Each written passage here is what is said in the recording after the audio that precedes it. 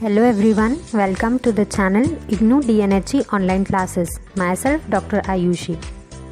Till now we have seen in previous videos DNHE program introduction, how to download assignments, tips for making assignments, study schedule of DNHE, how to make synopsis for the project report and how to make project report, that is DNHE 4. Let us see course of DNHE. DNHE has 4 subjects, that is DNHE 1, 2, 3 and one project report, that is DNHE 4. So let's start with DNHE 1, Nutrition for the Community. It consists of 6 books and 1 practical manual. These books are referred to as blocks. There are total 25 units in DNHE 1. Let's start with block 1, Basic Concepts in Nutrition first. This is how the book looks like, and there are total 3 units in this block. So first unit is Food, Nutrition and Health. So let's start with first part of this unit, that is food.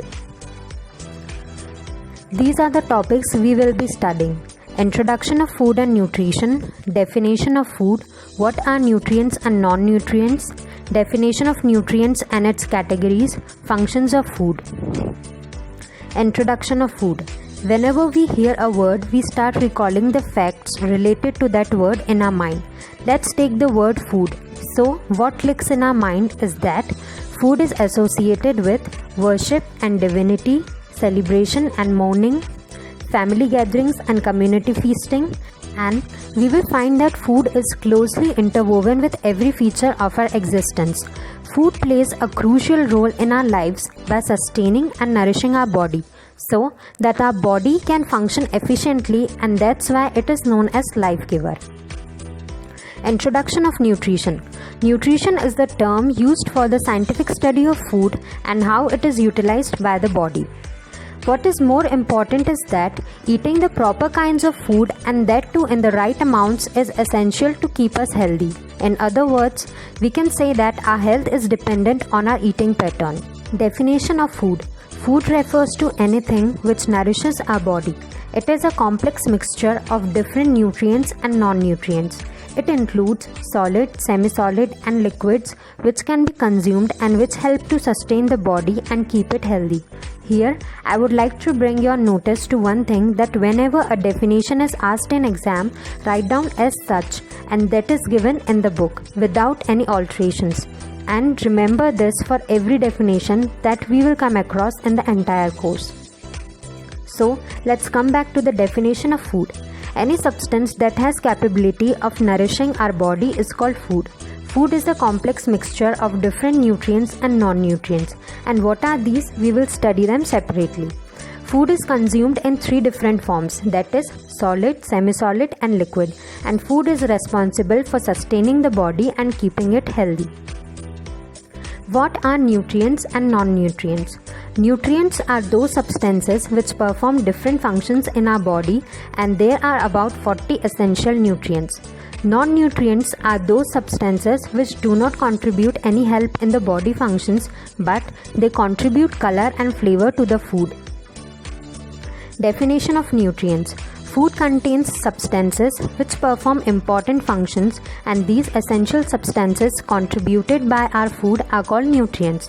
There are 5 major categories of nutrients: carbohydrates, proteins, fats, vitamins and minerals. These are explained in detail in successive units. Function of food. Functions of food are divided into 3 categories: physiological, social and psychological functions. So, the physiological functions performed by food are: first is energy giving function, which is performed by carbohydrates and fats.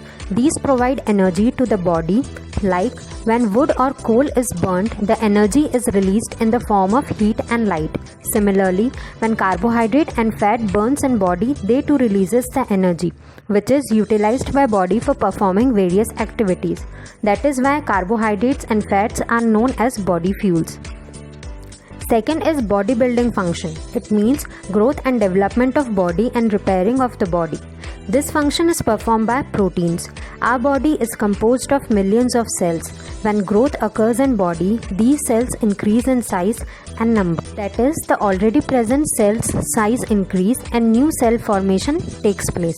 And due to aging, the cells start degenerating. So, these cells are replaced by new and healthy cells. This is known as repairing.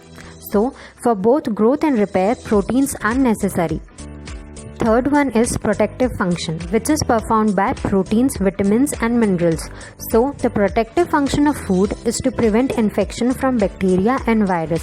And if in case the body gets infected, food and nutrients provide strength to body and helps it in recovery. If a person is taking poor diet, means a diet lacking in proper nutrients will take long time to recover and can fall ill easily. Fourth one is regulatory function, which is also performed by proteins, vitamins and minerals, and also water. Water contributes to both protective and regulatory functions. So food plays a role in controlling body processes like beating of heart, maintaining body temperature, contraction of muscles, etc. As we know that several chemical reactions takes place in body, like simpler substances are used to build more complex ones. Similarly, complex substances are broken down into their simpler components. The rate at which these reactions proceed is carefully controlled according to the need of the body. Vitamins, minerals and proteins play a major role in controlling these reactions. That is, they act as regulators. Social functions. When we share our food with someone, that means we are socially accepting him or her, accepting his friendship and respecting that person. Food is an integral part of festivity. For different festivals, we have special menus. For example, Diwali, Holi, Pongal, etc. In religious context, food has important place such as offerings to deity, benediction or prasad, and religious community share a common eating habit. Psychological functions. Every person has his own emotional needs like security, love and attention. Food is one of the mediums for satisfying these needs. For example, a mother prepares for her child's favorite dish. Child has internal feelings that his mother loves him and is taking care of his likes and dislikes. Here, food is the way by which the child's emotional needs are being fulfilled and the emotional bond between mother and child gets strengthened. Like we have seen earlier that if we share our food with someone, that means we are accepting him and his friendship. Food influences our emotions too.